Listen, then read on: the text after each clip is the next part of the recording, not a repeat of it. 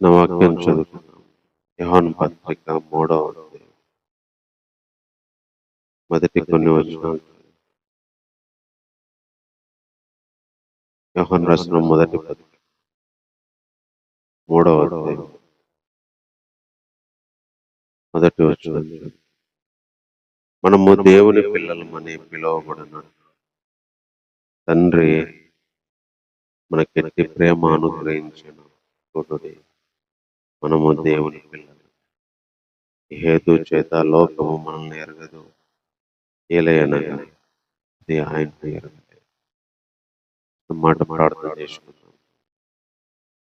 ప్రేమ కలిగిన తండ్రి, తెచ్చిన తలంపులను బట్టి, మాటలను బట్టి, ఏ మాటలను నా పాటలను బట్టి తెలుస్తాను. కొన్ని విషయాలు ప్రభా యోహాను గారు రాయించిన విషయాలు జ్ఞాపకం చేసుకుంటున్నాం దేవా, గుర్తు చేసుకుంటున్నాం. ఆ మాటలు మా జీవితాల్లో మరోసారి ఆనందాన్ని, సంతోషాన్ని, ఆత్మీయ జీవితానికి కావలసిన ఆహారాన్ని, బలాన్ని, శక్తిని ఇచ్చే విధంగా, కావలసిన తృప్తిని ఇచ్చే విధంగా, కావలసిన ఆకలి తీర్చే విధంగా విశ్వాస జీవితంలో మాటలను మీరు మాకు అందించమని కోరుకుంటున్నాను. ఈ ప్రార్థన మా రక్షకుడైన యేసుక్రీస్తు నామములో ప్రార్థించి వేడుకుంటున్నాము. ఆమేన్. ఈ చదువుకున్న ఈ మాటల్లో యోహాను గారు చెప్తున్న మాట, మనము దేవుని పిల్లలమని పిలువబడినట్లు తండ్రి మనకు ఎలాంటి ప్రేమ ఇచ్చనో చూడండి, మనము దేవుని పిల్లలు. అందుచేతనే లోకము మనల్ని ఎరగదు, ఎందుకంటే అది ఆయన్ని ఎరగలేదు. ఒక అద్భుతమైన మాట, ఒక దేవునికి దగ్గరగా ఒక రిలేషన్, సంబంధాన్ని ఇచ్చే మాట ఎవరు రాయలేదు, యోహాను గారు రాస్తూ వచ్చాడు. అందుకే ఒక్కొక్క దైవజనునికి ఒక్కొక్క ప్రత్యక్షత వస్తుంది. ఒక్కొక్క దైవజనికి కొన్ని తలంపులు వేరు వేరుగా బయలుపరచబడతాయి. బహుశా కొన్ని ఒకేలాగా ఉండొచ్చు, కొన్ని ఎవరికి వాళ్ళకి యూనిక్ గా, కొన్ని వారికి బయలుపరచబడతాయి. విశ్వాస జీవితంలో మరి క్రైస్తవ పునాదుల్లో ఒక వ్యక్తి బ్రతకడానికి, క్రీస్తు నమ్మిన బిడ్డగా జీవించడానికి, ఆ రోజున్న ఆ శ్రమలను, బాధలను తట్టుకొని, ఆ రోజుల్లో ఉన్న లోకాన్ని ఎదిరించి, ఆ రోజు ఉన్న చెరను, ఖడ్గాన్ని, ఆ రోజు మరి సంఖ్యల్ని, మరి ఆ రోజున్న హింసల్ని దాటి ఒక వ్యక్తి దేవుని కొరకు ఎలా బ్రతకాలి, ఏం మాట ఉంది బ్రతకడానికి అని చెప్పుకుంటే, ఈ మాటను బట్టి బ్రతకొచ్చు అని చెప్పుకోవడానికి మరి యోహాను గారు ఈ మాట రాసిన మాట మరి ఉపయోగపడవచ్చు. ఎందుకంటే మనము దేవుని పిల్లలము అని పిలువబడేట్టుగా దేవుడు మనకి ఎంత ప్రేమ ఇచ్చానో చూడమన్నాడు. మనము దేవుని పిల్లలము అని పిలువబడేట్టుగా దేవుడు మనకి ఎంత ప్రేమ ఇచ్చానో చూడండి, మనము దేవుని పిల్లలమే చేస్తున్నాడు. మనము దేవుని పిల్లలమే. దేవుడు మనకి ఎంత ప్రేమ ఇచ్చాడు, దేవుని పిల్లవడానికి. అందుకే లోకము మనల్ని ఎరగలేదు, ఎందుకంటే లోకము ఆయన్నే ఎరగలేదు. లోకము దేవుణ్ణి ఎరగలేదు, తన ప్రజలు ఆయన ఎరగలేదు, సొంత జనులు ఆయన దగ్గరికి వస్తే ఆయన ఎరగలేదు, తన వాళ్ళ కోసం వస్తే వాళ్ళు ఎరగలేదు, జనాలకు చెప్తే వాళ్ళు ఎరగలేదు. ఎన్నో అద్భుతాలు చేసి, ఎన్నో ఆశ్చర్యకారాలు చూపించాడు. తండ్రి నేను ఏకమై ఉన్నామన్నాడు. తండ్రి చెప్పేదే చెప్తున్నా అన్నాడు. కానీ లోకం ఎరగలేదు, తన వాళ్ళు ఎరగలేదు, కానీ మనం ఎరిగాం. మనం దేవుని పిల్లలము అని పిలువబడ్డానికి దేవుడు అవకాశాన్ని ఇచ్చాడు. అందుకే తన సువార్తలు కూడా అది చెప్పాడు. ఆ వాక్యము శరీరధారి అయి మనము శరీర ప్రకారం పుట్టిన వాళ్ళ పిల్లలు కాదు, కానీ వాక్యం ద్వారా పుట్టిన వాళ్ళే తన పిల్లలని యోహాను సువార్తలో ఆయన మరి ఎంతో మరి చక్కగా దేవుని సంబంధులు ఎవరు మరి రాస్తూ ఉన్నారు. 12వ వచనంలో 1వ అధ్యాయం, తన్ను ఎందరు అంగీకరించారో వాళ్ళందరికీ అనగా తన నామమందు విశ్వాసం ఉంచిన వారికి దేవుని పిల్లలగుటకు ఆయన అధికారం అనుగ్రహించారు. వాళ్ళు దేవుని వల్ల పుట్టిన వాళ్ళే, కానీ రక్తం వల్లైనా శరీరేచ్ఛల వల్లైనా మనుష్యేచ్ఛల వల్లైనా పుట్టిన వారు. తన సువార్తలో కానీ తన పత్రికలకు కానీ ఒక అద్భుతమైన విషయాన్ని సంఘానికి చెప్తూ వచ్చాడు. మనము దేవుని పిల్లలము. ఆయన తన ప్రజలకు వచ్చారు, వాళ్ళు అంగీకరించలేదు. తన స్వకీయుల దగ్గరికి వచ్చారు, అంగీకరించాల. లోకంలోకి వచ్చాడు, లోకం ఆయన తెలుసుకోలేదని పైన చెప్పి తన్ను ఎందరు అంగీకరించారో, తన్ను ఎందరు విశ్వసించారో వాళ్ళందరికీ దేవుని పిల్లలు అనే ఒక క్యాప్షన్ ఇవ్వడానికి ఆయన అధికారం ఇచ్చాడు. ఈజ్ గివెన్ పవర్, వీళ్ళు దేవుని పిల్లలు అనే ఒక అధికారాన్ని పాస్ చేశారు. నాకు తెలుసు సీఎంకు ఎన్నో అధికారాలు ఉంటాయి, పిఎంకి ఎన్నో అధికారాలు. ఒక అధికారంతో ఒక లా పాస్ చేస్తే దాని కిందకి అందరం వచ్చాం.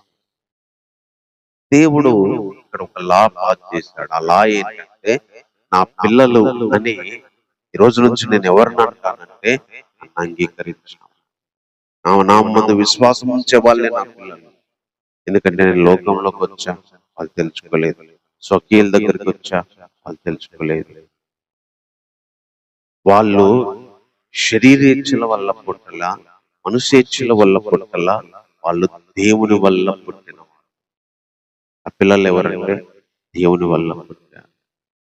అందుకే ఇక్కడ యోహాను గారు చెప్తూ, మనము దేవుని పిల్లలమని పిలువబడ్డానికి మనకు ఎట్టి ప్రేమ అనుగ్రహించనో చూడండి అంటున్నాడు విశ్వాసం. ఇది చాలా అధికారం. It is I privileged honour అన్నమాట. ఇది ఎంతో ఘనతనిచ్చే మాట. ఎక్కడ పాపంలో చచ్చిన మనల్ని పెంట కుప్పల మీద మురికితో దుర్వాసనతో దేవునికి దూరమైన బ్రతుకులతో బ్రతికే మనల్ని, ఊహల్లో చెడ్డ, శరీరంలో చెడ్డ తలంపులతో పాపమే నిండిన మన బ్రతుకులు తన రక్తం ద్వారా, తన కుమారుని నామందు విశ్వాసం ద్వారా తీసుకొచ్చి తన కుమారునికి పిల్లలము అని పిలవాడు. తన కుమారులతో పాటు వీళ్ళు పిల్లలు అని పిలవబడ్డారు. తన కుమారుని యొక్క రాజ్యంలో ఉంటాడు. జ్యేష్ఠుడు యేసుక్రీస్తు, ఆయన అనేకమైన పిల్లలను తన మహిమకు పిలవడానికి, అనేకమైన కుమారులని మహిమకు తేవడానికి దేవుడు సంకల్పించాడు. ఎబ్రి గ్రంథకర్త కూడా అదే రాస్తాడు. అనేకులైన కుమారులని మహిమకు తెస్తా ఉన్నాడు. అలాంటప్పుడు రక్షణకర్తలు కూడా శ్రమల ద్వారా సంపూర్ణంగా చేయటానికి తగును కుమారులని పిలుస్తున్నాడు. ఆయన కుమారులను పిలువబడే అధికారం ఇచ్చాడు. ఒకప్పుడు యూదులు మేము దేవుని పిల్లలము, దేవుడు మాకున్నాడు అని గర్వంగా చెప్పుకునేవాళ్ళు. దేవుడు సైన్యములకు అధిపతి మా దేవుడు, మా తండ్రి యెహోవా చెప్పుకునేవారు. లోకంలో ఎంతో మందికి దేవుడు లేడప్పుడు. అలాంటి వాళ్ళ దగ్గరికి దేవుడు వస్తే వాళ్ళు నమ్మలేదని, నమ్మిన వాళ్ళందరికీ, విశ్వాసం ఉంచిన వాళ్ళందరికీ, ఎరిగిన వాళ్ళందరికీ ఈరోజు పిల్లలయ్యే అధికారం. మీరందరూ నా పిల్లలు అని ఆ లా ఒకటి దేవుడు ఆజ్ఞయించాడు. అందుకే మనము దేవుని పిల్లలమని పిలువబడేటట్టుగా దేవుడు మనకి ఎట్టి ప్రేమ అనుగ్రహించను చూడండి, ఆ దేవుని పిల్లలమే. అందుకే లోకం మనల్ని ఎరగట్లేదు. ఎందుకంటే లోకము ఆయన్ను కూడా ఎరగదు. అని ఒకటే వచ్చిన ఈరోజు మనం దేవుని పిల్లలు. నిజంగా ఒక వ్యక్తి ఎలాంటి పరిస్థితిలోనైనా బతకడానికి, లోకం ఎరగకపోయినా, బంధువులు ఎరగకపోయినా, ఈ లోకంలో ఉన్న ఈ మనిషికి అర్థం కాకపోయినా, నేను దేవుని బిడ్డను, దేవుడు నన్ను ఎరిగాడు, నేను దేవుని బిడ్డను, దేవుని కుమారుణ్ణి, కుమార్తెను నన్ను ఆయన పిలుచుకున్నాడు. ఆయన పిలువబడే అర్హత ఒక అపాత్రునైన నాకు, అల్పమైన నాకు, ఎన్నిక లేని నాకు, దౌర్భాగ్యమైన బ్రతుకులో లోకంలో జీవించే నాకు, అసహ్యమైన జీవితంతో బతికిన నాకు తీసుకొచ్చి దేవుని పిల్లలు అని తన కుమారునితో పాటు సమాన వారసులుగా, క్రీస్తుతో పాటు వారసులుగా చేశాడు ఆ తండ్రి. అందుకే ఆయన అబ్బా తండ్రి అని పిలవగలుగుతున్నాను, నాయనా అని పిలవగలుగుతున్నాను. ఆత్మను మనకి ఇచ్చాడు, ఒక అథారిటీ మనకి ఇచ్చాడు, ఒక షూరిటీ మనకి ఇచ్చాడు. ఆత్మను పంపించి మనం పిల్లలము, ఆ పిల్లలమని నాయనా అని పిలిచే పిలుపును మనకి ఇచ్చాడు. దేవుడే మన తండ్రి అయినప్పుడు ఈ లోకానికి భయపడాల్సిన అవసరం లేదు. అందుకే యేసు ప్రభు శ్రమల గుండా వెళ్తున్నా, తన వారే చెబుతున్నా, లోకము మరి సైనికులు అందరూ కలిసి, అధికారం అంతా కలిసి ఏకమై, ఒక పక్క లోకము, ఒక పక్క తన వారు అందరూ ఆయన తెలుసుకోకుండా చంపుతున్నా కూడా తన ఎదుట ఆనందం కోసమై అవన్నీ సహిస్తూ, నా తండ్రి ప్రేమ నాకు ఉంటే చాలు, నా తండ్రితో నేను ఉంటే చాలు, నేను తండ్రికి ఇష్టమైన కుమారునిగా బ్రతకాలి, తండ్రి నన్ను పంపించాడు, తండ్రి నన్ను కోరుకున్నాడు అనే విషయాలను మనసులో పెట్టుకొని, లోకం ఎరగకపోయినా, తన వాళ్ళు ఎరగకపోయినా, దేవుని చిత్తాన్ని 100% ఈ భూమి మీద నెరవేర్చాడు.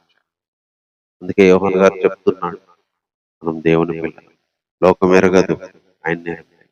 అందుకే శ్రమల గుండా వెళ్తున్నా, పోరాటాల గుండా వెళ్తున్నా, లోకం నుండి హింసలు ఎదురవుతున్నా, లేకపోతే మనమే అనేక వాటి పరీక్షలు గుండా వెళ్తున్నా, మనము దేవుని పిల్లలమనే పర్వతం. దేవుని పిల్లడైన జ్యేష్ఠుడైన క్రీస్తు ఎలాగో ఈ లోకంలో హింసలు పడి, శ్రమలు పడి, చివరికి తన ప్రాణం పోయేంత వరకు దేవుని వెంబడించాడు. అలా వెంబడించాలి, ఎందుకంటే మనకు అధికారం ఇచ్చాడు, మనం పిల్లలమయ్యే భాగ్యం ఇచ్చాడు. కుమారుడైన జ్యేష్ఠుడైన పెద్దోడు ఎలా నడిచాడు, ఆయనలాగా మనం నడవాలని ఆయన మాదిరిని తీసుకున్నారు శిష్యులు. ఆయన మాదిరిని అవలంబించారు, అదే మాదిరిని సంఘానికి బోధిస్తూ వచ్చారు. అదే మరణం గుండా వాళ్ళు వెళ్ళారు, హింసల గుండా వెళ్ళారు. యేసుక్రీస్తు ఏ రీతిగా తన వారి చేత, లోకం చేత శ్రమలకు, హింసలకు గురయ్యి తమ జీవిత ముగింపు ఇచ్చారు, అలాగే శిష్యులు కూడా లోకంలో ఉన్న వాళ్ళు హింసించి, క్రీస్తుని నమ్మిన వారిని ద్వేషించిన దేవుని పిల్లలను, క్రీస్తుతో వారసులము సమానంగా ఆయన మనల్ని చేశాడన్న ఆ మాటలతో వాళ్ళు తన జీవితాలను ముందుకు తీసుకెళ్ళారు. అది హై ప్రివిలేజ్డ్ గా తీసుకున్నాను. దేవుడు ఎలాంటి ప్రేమించాడో చూడండి. మనం దేవుని పిల్లలము, అందుకే లోకం ఎరగదు మనం, ఎందుకంటే ఆయన్నే ఎరగలేదు అనే ఒక మాట మనిషికి ప్రభులో బ్రతకడానికి ఎంతో ధైర్యాన్ని ఇస్తుంది. అది చెప్పాడు. తర్వాత ఇంకా ఏమంటున్నాడంటే, ప్రియులారా, ఇప్పుడు మనము దేవుని పిల్లలము అయి ఉన్నాము, మనం ఇక మీదట ఏమవుదామో అది పడలేదు, కానీ ఆయన ప్రత్యక్షమైనప్పుడు ఆయన ఉన్నట్టుగానే ఆయన చూతుము గనక ఆయన్ను పోలి ఉందమని ఆయన యందు ఈ నిరీక్షణ పెట్టుకుని ప్రతి వాడు ఆయన పవిత్రుడై ఉన్నట్టుగా తన్ను పవిత్రునిగా చేసుకుని. మరో మాట ఏం చెప్తున్నాడంటే, ఇప్పుడు మనము దేవుని పిల్లలమై ఉన్నాము, క్లియర్. లోకం ఎరిగినా ఎరగకపోయినా దేవుని పిల్లలమైతే అది గ్యారెంటీ. లోకంలో మనం ఉన్నాము, మనం దేవుని పిల్లలము, దేవుని కుమారులము అంటే ఎవరు నమ్మకపోవచ్చు. రెండవది, మనం ఏమైతామో అది ఇంకా ప్రత్యక్షపరచబడలేదు, కానీ అది ఇంకా రివీల్ అవ్వలేదు, తెలియబడలేదు. కానీ ఒక్కటైతే కన్ఫర్మ్, ఆయన ప్రత్యక్షమైనప్పుడు ఆయన ఎట్లా ఉన్నాడో అలాగే ఆయన చూస్తాం కనుక మనం కూడా ఆయన పోలి ఉంటాం అని చెప్తున్నాడు. అంటే యేసుక్రీస్తు దేవుడి కుమారుడు, రేపు ఆయన ప్రత్యక్షమైనప్పుడు మనం కూడా దేవుని పిల్లలమే కాబట్టి ఆయన ఎలా ఉంటాడో రేపు మనం ఆయన ఎలాగ ఉంటాడో రేపు మనం అలాగే ఉంటాం. ఇంకా ఏమవుతాము, ఎలా మార్పు చెందుతాము, ఏది వస్తుంది అనేది మనకు తెలియదు. ఎగ్జాక్ట్ గా ఎలా మారుతామో తెలియదు, కానీ ఒక్కటైతే క్లారిటీ, క్రీస్తు ఎలా ఉన్నాడో, మనం క్రీస్తుని ఎలా చూస్తామో ఆయన ప్రత్యక్షతలో రేపు మనము ఆయన్ను పోలి ఉంటాం. ఎందుకంటే మనము దేవుని పిల్లలు. ఇది క్లారిటీ. మనం దేవదూతలం కాదు, లేకపోతే ఏలియన్స్ కాదు, ఇంకోటి కాదు, జంతువులం కాదు. మనం దేవుని పిల్లలు. దేవుని పిల్లలం కాబట్టి దేవుని కుమారుడు ప్రత్యక్షమైనప్పుడు ఆయన చూసినట్టుగానే మనం ఆయనలాగా. అందుకే ఈ నిరీక్షణ ఎవరైతే పెట్టుకున్నారో వాళ్ళు ఆయన ఉన్నట్టుగా వాళ్ళు కూడా పవిత్రులుగా ఉండాలని చెప్తున్నాడు. ఆయన పవిత్రుడై ఉన్నట్టుగా తన్ను కూడా పవిత్రునిగా చేసుకున్నాడు. మనందరికీ తెలుసు, యేసు ప్రభువు వచ్చినప్పుడు ఆయనలాగా మారాలి అని అందరం అనుకుంటాం. యేసు ప్రభు వచ్చినప్పుడు ఆ మహిమ శరీరము దేహం రావాలని మనం అందరం అనుకుంటాం.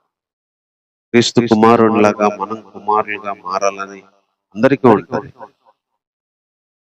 అలా ఉండిద్ది, అలా జరిగిద్ది. అయితే ఈ భూమి మీద ఉన్నప్పుడు ఆయన ఎలా పవిత్రుడుగా ఉన్నాడో ఈ నిరీక్షణ పెట్టుకున్న మనం కూడా అలాగే పవిత్రంగా బతకాలి. ఒక పక్క ధైర్యం చెప్తూనే, ఒక పక్క ఏమవుతామో చెప్తూనే, ఒక పక్క పిల్లలమనే క్లారిటీ ఇస్తూనే, కుమారుడిగా ఆయన ఎంత పవిత్రంగా బతికాడో మనము కుమారులం పిల్లలమని చెప్పుకొని నిరీక్షిస్తున్న మనము పవిత్రునిగా మనము చేసుకోవాలి. పవిత్రులుగా మనల్ని మార్చుకోవాలి. పవిత్రులుగా మనం దినదినము ప్రభు దగ్గర మన జీవితాలను మార్చుకోవాలని చెప్తున్నాడు. ఆయన పవిత్రుడై ఉన్నట్టుగా ఈ నిరీక్షణ పెట్టుకున్న మనం కూడా మనల్ని పవిత్రులుగా చేసుకోవాలి. అంతేగాని దేవుడు నన్ను పిలిచాడు, దేవుడు నన్ను కొన్నాడు, ఎట బతికిన పద్ధతి లేదు, దేవుడు క్షమించేశాడు అని ఎంతో మంది తర్వాత పవిత్రతను పక్కన పెట్టే వాళ్ళు ఉన్నారు. తర్వాత శుద్ధిని పక్కన పెట్టే వాళ్ళు ఉన్నారు. ఈ లోకంలో ఉన్నంత వరకు కూడా మనం పవిత్రపరచుకోవాలి. ఎందుకంటే పాపము ప్రతిరోజు శోధిస్తుంది. సాతాను ప్రతిరోజు శోధిస్తా ఉంటాడు. యేసు ప్రభు పుట్టినప్పటి నుంచి చనిపోయేంత వరకు శోధించబడతా వచ్చాడు. 30 ఏళ్ళు పవిత్రంగా ఉండి తర్వాత కోల్పోతే మొత్తం పోయేది.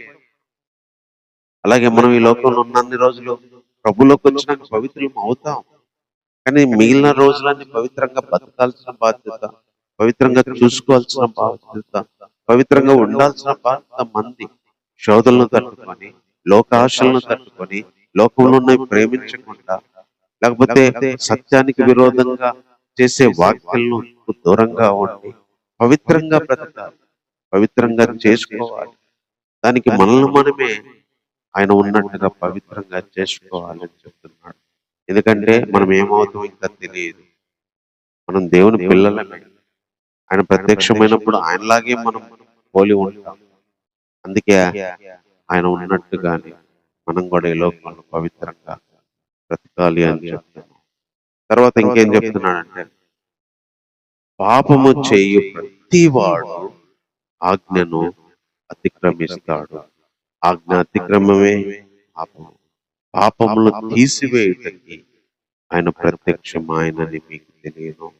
ఆయన యందు పాపమేమి లేదు. ఆయన యందు నిలిచి ఉండువాడెవడు పాపం చేయడు, చెయ్యువాడెవడు ఆయన్ను చూడను లేదు, ఎరగను లేదు. చిన్నపిల్లలారా, ఎవరిని మిమ్మల్ని మోసపరుచుకొని ఆయన నీతిమంతుడై ఉన్నట్టు నీతిని జరిగించు ప్రతివాడు నీతిమంతుడు. అపవాది మొదటి నుంచి పాపం చేయుచున్నాడు కనుక పాపము చేసేవాడు లేదా చేయువాడు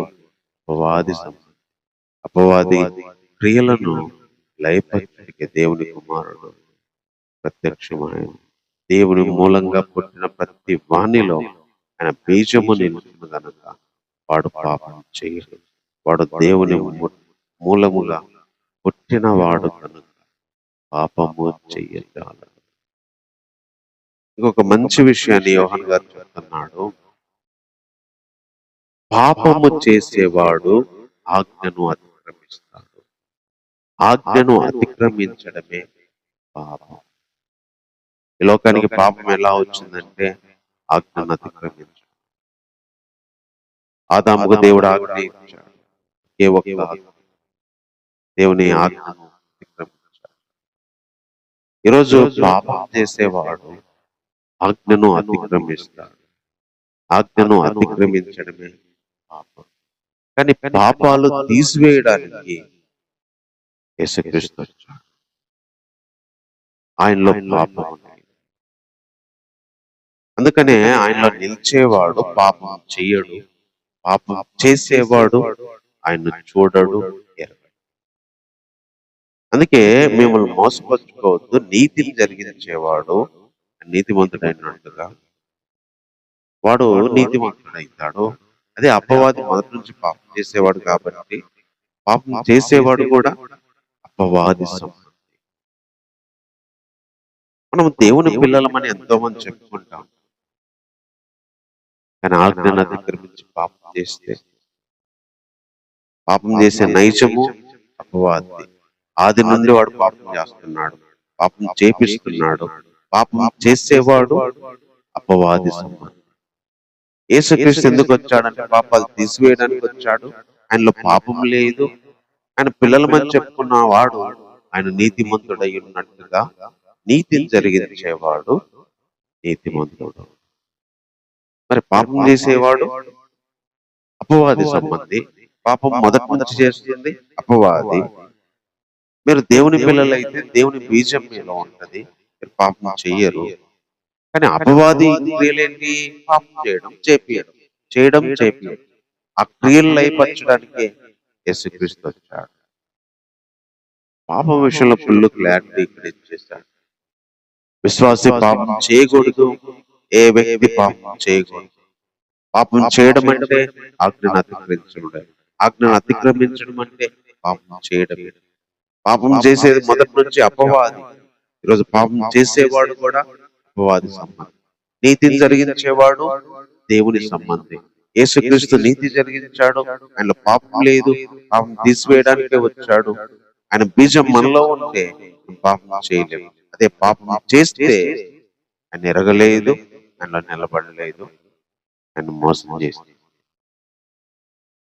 అందుకనే దేవుళ్ళకి వచ్చిన మనము పాపం విషయంలో జాగ్రత్త పడాలని, పాపం చేయకుండా చూసుకోవడం, పాపం చేస్తే మనం అపవాది సంబంధులమని, దేవుని సంబంధి పాపం చేయకుండా చూసుకుంటాడు, ఆయనలాగా నీతిని జరిగిస్తాడు.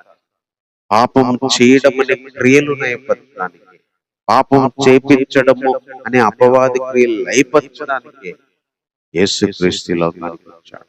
పాపాలు తీసివేయడానికి, చేసిన పాపాలకు ప్రాయశ్చిత్తం చేయడానికి, చేసిన పాపాల కోసం మరణించడానికి, దానికోసం ఆయన ఈ లోకానికి వచ్చాడు. అపవాది మొదటి నుంచి పాపం చేసేవాడు, చేపించేవాడు, దానికి శిక్షను తెప్పించిన వాడు. వాళ్ళలో పాపం ఉంది, వాడు పాపం చేయిస్తాడు. చేసే వాళ్ళందరూ అపవాది. కానీ మనం దేవుని పిల్లలు, క్రీస్తు పిల్లలం. క్రీస్తు పిల్లలమని మనం చెప్పుకుంటున్నప్పుడు ఆయన నీతిమంతుడైనట్టుగా నీతిని జరిగింది. ఆయన నీతిమంతుడైనట్టుగా మనం నీతిలో నిలబడాలని చెప్తున్నాం. నిజంగా రోజు దేవుడు మనతో కూడా చెప్తున్న మాట, పాపం చేస్తుంటే మనము అపవాది సంబంధులు, దేవుని పిల్లలము అనే అర్హత కోల్పోతాం. పాపం చేస్తే దేవుని సంబంధి కాదు. నీతిని జరిగించడానికి మనం ప్రయత్నం చేస్తే మనం దేవుని పిల్లలము అవుతాం. దేవుని యొక్క మరి పిల్లలంగా మనం దాన్ని నిలుపుకుంటాం. లేదంటే మళ్ళీ అపవాదిగా మారిపోతాం. ఆదాము మొదట దేవుని కుమారుడు, ఆదాము మొదట దేవుని పెట్టాడు. కానీ ఆజ్ఞను అతిక్రమించిన రోజు అపవాది సంబంధి అయ్యాడు, పాపం చేసిన వాడుగా మిగిలిపోయాడు. కానీ యేసుక్రీస్తు పాపాలు తీసివేసి, పవిత్రపరిచి, క్షమించి, పాపం లేని వారుగా నీతిని జరిగించే బ్రతుకుతో మనం బ్రతకాలని, ఆయనలాగా ఈ లోకంలో మనం నీతితో బ్రతకాలని, ఆయనలాగా మనం నీతిని జరిగించాలని, ఆయనలో ఉంటే ఆయన బీజం ఉంటుంది కాబట్టి మనం పాపం చేయకుండా ఉండాలని ఇలా పాపం చేస్తుంటే మనం ఆయనలో లేమని గ్రహించాలని యోహాను గారు ఆ రోజు వాళ్ళతోనే కాదు, ఈరోజు మనతో కూడా చెప్తున్నాం. కాబట్టి మాటను బట్టి కొన్ని నిమిషాలు ప్రార్థన చేసుకుంటాం. ప్రేమ కలిగిన తండ్రి నీకు వందనాలు చెల్లిస్తున్నాం. యోహాను గారు రాయించిన అనేక విషయాల్లో దేవుని పిల్లలయ్యే అధికారం మీరు మాకు ఇచ్చారని తన సువార్తలో కూడా చెప్తూ వచ్చారు. ఎందుకంటే స్వకీయులు అంగీకరించలేదు, లోకం నేను అంగీకరించలేదు. అందుకే ఎంతమంది నమ్ముతారు, ఎంతమంది నిన్ను ఎరిగి విశ్వసిస్తారు, వాళ్ళందరికీ నీ పిల్లలయ్యారు. వాళ్ళ శరీరం వల్ల, రక్తం వల్ల, మనుష్యచ్చుల వల్ల పుట్టకుండా నీ వల్ల పుట్టిన వారుగా, అక్షయ బీజం నుంచి పుట్టిన వారుగా, దేవుని వల్ల పుట్టిన వారుగా, ఈ లోకంలో బ్రతికే వారిగా మీరు ఏర్పాటు చేసుకున్న ఒక ప్రత్యేక సంతతిగా నిన్ను నమ్మిన బిడ్డలను చేశారు. అదే యోహాను తెలుసుకొని ప్రభువా సంఘానికి తెలియజేశారు. అవును, మేము నీ పిల్లలమే. లోకం అందుకే మమ్మల్ని ఎరగట్లేదు, లోకం అందుకే నిన్ను తిరగలేదు. అందుకే ఎలాంటి విశ్రమం వచ్చు, మరణం వచ్చు, సర్వం కోల్పోయిన ప్రభా దుఃఖము వేదన కలిగిన ప్రభా అనారోగ్య ఇబ్బందులు కలిగిన అనేక వ్యతిరేకతలు కలిగిన నూనెలో వేయబడ్డ, మరి పల్లెలతో పడవబడ్డ, నిప్పులు చెలరేగిన ఆ రోజు దేవుని పిల్లలమని చెప్పి క్రీస్తు అనుసరించిన మార్గంలోనే కుమారులైన సహోదరులైన వారు కూడా ప్రభా ముందుకెళ్ళినట్టు ఈరోజు మేము కూడా నీ పిల్లలమన్న ధైర్యంతో లోకంలో ఏం జరిగిన నీ పిల్లలకు మీరిచ్చే భరోసా, నమ్మకాన్ని బట్టి, మీరిచ్చిన అధికారాన్ని బట్టి ముందుకెళ్తాం ప్రభా. అందుకే యేసుక్రీస్తు చనిపోయినా కూడా లేపి నిలబెట్టారు ప్రభా. అధికారంతో, బలముతో, శక్తితో లేపారు ప్రభా. ఎందుకంటే ఆయన నీ కుమారుడు. లోకం ఆయన చంపేయవచ్చు, లోకంలో ఉన్న నీ సొంత వాళ్ళు తెలుసుకోకపోవచ్చు, కానీ నువ్వు కుమారుడుగా నువ్వు అంగీకరించావు. ఈరోజు మేము కూడా నీ పిల్లలమని మీరు మమ్మల్ని అంగీకరించినందుకే ఉన్నాను. నీ పిల్లలమని పిలువబడినట్టు అర్హత లేని మా బ్రతుకులకి లోకంలో ఒక నీచమైన బ్రతికే బ్రతుకు ఉండడం మాకు ఎంత ప్రేమ అనుగ్రహించావు. మేము పలానోళ్ళ పిల్లలమని అనిపించుకోకపోయినా బాధ లేదు దేవా. లోకంలో డబ్బున్న వాళ్ళ పిల్లలమని, పదవి ఉన్న వాళ్ళ పిల్లమని, లోకంలో ఘనత ఉన్న వాళ్ళ పిల్లలమని మేము అనిపించుకోకపోయినా దేవుని పిల్లలు, ఆ తండ్రి మీరని ఈ కుమారుడు మా కోసం చనిపోయిన యేసుక్రీస్తు వారమని సగర్వంగా చెప్పుకునే ధన్యత నాకు మాకు ఎంతో మందికి ఇచ్చారు దేవా. అంతకంటే ప్రివిలేజ్ ఏముంది నాయన, అంతకంటే ఆధిక్యత, అంతకంటే గొప్ప ఏముంది దేవా. అధికారం ఇచ్చారు, పవర్ ఇచ్చారు. ఈ మూలంగా వాక్యం వల్ల మమ్మల్ని పుట్టించుకున్నారు, కన్నారు. సత్య వాక్యం వల్ల మమ్మల్ని సృష్టించారు ప్రభా. శరీరంతో వచ్చిన వాళ్ళం కాదు, మనుషులు ఆశించి కోరికలు నెరవేర్చుకుంటూ పుట్టిన వాళ్ళం కాదు ప్రభా. కుమారుడైన యేసుక్రీస్తు రక్తం వల్ల, ఈ కుమారుడైన యేసుక్రీస్తు బలియాగం వల్ల మమ్మల్ని లోపం నుంచి, పాపం నుంచి బ్రతికించి మరి అన్ని బిడ్డలుగా చేసుకున్నందుకు వందనాలు. ఇలాంటి ప్రేమ ఎక్కడా దొరికింది నాయన? ఇలాంటి ప్రేమ కలిగిన తండ్రి రోజు నాయనా తండ్రి నీ పిలవగలిగి ఆత్మనిచ్చావు. ఎక్కడో దూరంగా ఉన్న తండ్రి పలకపోయినా, తల్లి పలకపోయినా, మదములు పలకపోయినా తండ్రి అని పిలిచి నీ దగ్గర మా జీవితాలు చెప్పుకోవడానికి, మా జీవితాలు నిన్ను ముడేసుకొని ప్రభా నిన్ను బట్టి ధైర్యంగా బ్రతకడానికి, నిన్ను బట్టి ధైర్యంగా జీవించడానికి ఆ తండ్రి పరలోకంలో ఉన్నాడని యేసుక్రీస్తు ఏ ధైర్యంతో బ్రతికాడో అదే ధైర్యంతో ఈరోజు మేము బ్రతకడానికి ఎల్లప్పుడూ మాకున్నందుకు వందనాలు. అలాంటి ప్రేమతో లోకంలో ఉన్న చీకట్లో ఉన్న అంధకార సంబంధంగా ఉన్న మా బ్రతుకులు నీ కుమారుని అత్యవారసులుగా చేసినందుకు, నీ పిల్లలుగా చేసి నీ పిల్లలమని ఆరాధించినందుకు వందనాలు. లోకం తెలుసుకోకపోయినా, లోకం హింసించిన, ద్వేషించిన, అది మిమ్మల్ని చంపినట్టు మమ్మల్ని చంపినా కూడా ఈ భావనతో మేము ముందుకెళ్ళడానికి ఇంకా ఏమైతామో మాకు తెలియదు. పిల్లలమే కానీ అయ్యా, శరీరము రక్తంతో ఉన్న ఎలా మారుతామో మాకు తెలియదు. 60-70 ఏళ్ళ జీవితంతో ఉన్న మాకు ఎన్ని సంవత్సరాలు బ్రతుకమో ఇది తెలియదు. ఒకరోజు ఈ మార్పు అంతా జరగాల్సింది ప్రభా. ఒకటైతే క్లారిటీ, పిల్లలం కాబట్టి కుమారునిలాగా మేము యుగ యుగాలు ఉండబోతున్నాం, యుగ యుగాలు మారబోతున్నాం. అందుకే ఆయనలాగా పవిత్రంగా బ్రతకడానికి, చూసుకోవడానికి సహాయం చేయండి. పాపం చేస్తే ఆజ్ఞను అతిక్రమించినట్టు, ఆజ్ఞ అతిక్రమించడమే ఆదాము చేసిన మొదటి పాపం. పాపం చేయడమే సాతాను చేసే పని. పాపం చేపించే వాళ్ళు వాడు రేపడమే అని వచ్చేసి ఎంతో మంది అపవాది సంబంధులుగా ఉంటున్నారు. కొన్నిసార్లు మేము దేవుని పిల్లలమని చెప్పుకుంటూ కూడా దేవా ఎన్నోసార్లు అపవాది పిల్లలంగా బ్రతుకుతున్నాం. ఎన్నో పాపాలు విరోధంగా చేసి నేను దేవుని పిల్లలమని చెప్పుకొని కూడా ప్రభా సాతాను పిల్లలంగా బ్రతుకుతున్నా ఎన్నో లక్షణాలు మాలో ఉన్నాయి. చేసి క్షమించండి. అన్ని విషయాల్లో కూడా నీ పిల్లలమని పిలువబడే విధంగా, నీ పిల్లలము అని చెప్పుకునే విధంగా, నీ పిల్లలము అని ప్రభా అనిపించుకునే విధంగా నీ కుమారుడైన యేసుక్రీస్తు ఏ విధంగా అయితే నీతిని జరిగించాడు అదే రీతిగా నీతిని జరిగించడానికి సహాయం చేయండి.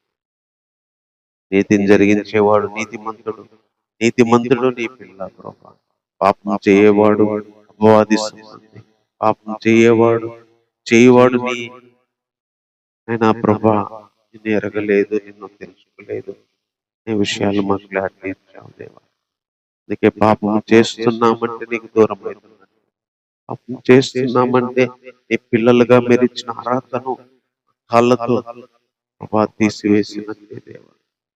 ఈ విషయంలో మేము మరింతగా పవిత్రపరచుకోవాలి, ముందుకెళ్ళడానికి సహాయం చేయండి. ఆ రీతిగా ఇంతవరకు మాతో ఉన్నందుకు వందనాలు ప్రభా. వాక్య తలంపులను మా జీవితాల్లో ప్రభా ఫలింపచేయండి. ఎంతమందికి మాటలు అవసరమో దగ్గరికి మీరే తీసుకెళ్ళమని కోరుతున్నాను.